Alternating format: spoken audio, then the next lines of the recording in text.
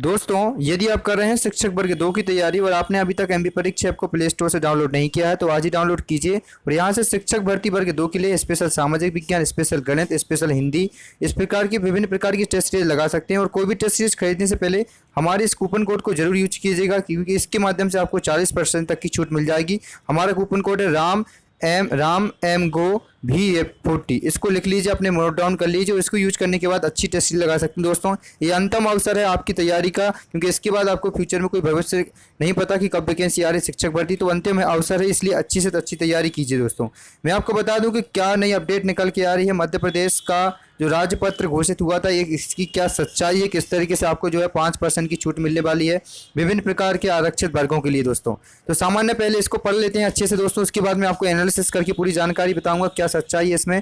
जनजातीय कार्य विभाग, वल्लभ भवन भोपाल में क्रमांक 0804 89, उसके बाद 02/2018 1/25 भारत के संविधान के अनुच्छेद 309 में 9 में संशोधन के परंतु द्वारा प्रदत्त शक्तियों को प्रयोग में लाते हुए राज्य सरकार एतद द्वारा मध्य प्रदेश जनजातीय, अनुसूचित जाति और सक्षम वर्ग संवर्ग सेवा एवं भर्ती नियम 2018 में निम्नलिखित संशोधन किया गया है। अर्थात क्या है संशोधन? उक्त नियमों में अनुसूची 3 में अनुक्रमांक 1, 2, 3 उनमें से संवस्त प्रविष्टियों के स्थान पर निम्नलिखित अनुक्रमांक उनके संवस्त किए जाते हैं।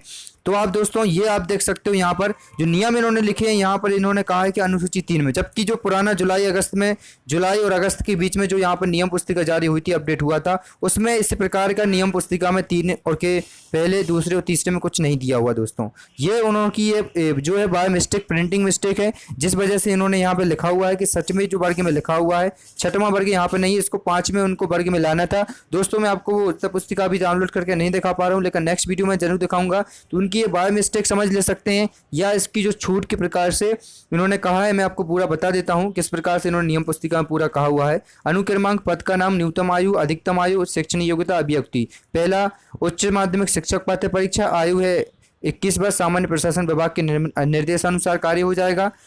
संबंधित विषय में द्वितीय श्रेणी में स्नातकोत्तर उपाधि और बैचलर ऑफ एजुकेशन या उसके समकक्ष को डिग्री होना चाहिए।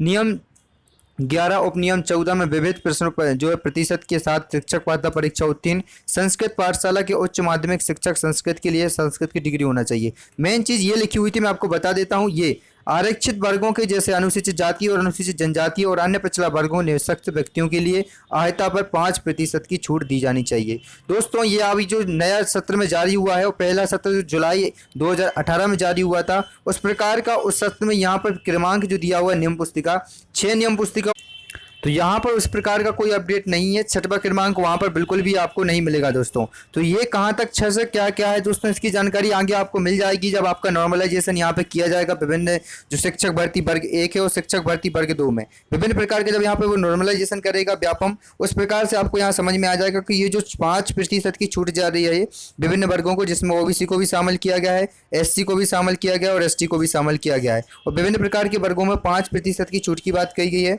ये आपको सही तत्व इसका पता चलेगा, वो चलेगा आपको नॉर्मलाइजेशन के समय पर। अभी इन्होंने जो पत्रिका जारी की है, ये इंग्लिश में आप जाके देखोगे, मैं आपको बता देता हूं। क्रमांक 6 का पूरा डिटेल उन्होंने उसमें दिया हुआ, जो पुरानी पुस्तिका थी उसमें 6 क्रमांक नहीं दिया हुआ है।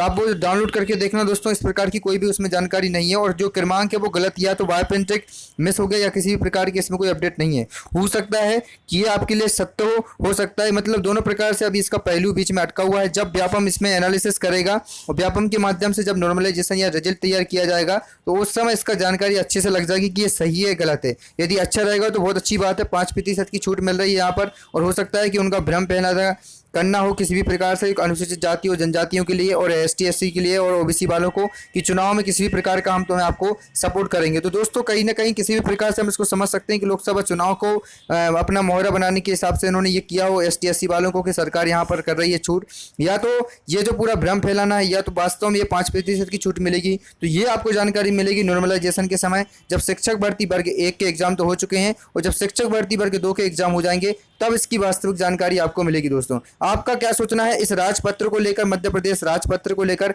हमें कमेंट करके जरूर बताएं नीचे। आपका क्या है इसके संबंधित में विचार, सही या गलत। चलिए दोस्तों, तो इस वीडियो में इतना ही, मिलते हैं जल्दी से जल्दी नए वीडियो में। जय हिंद दोस्तों, जय भारत।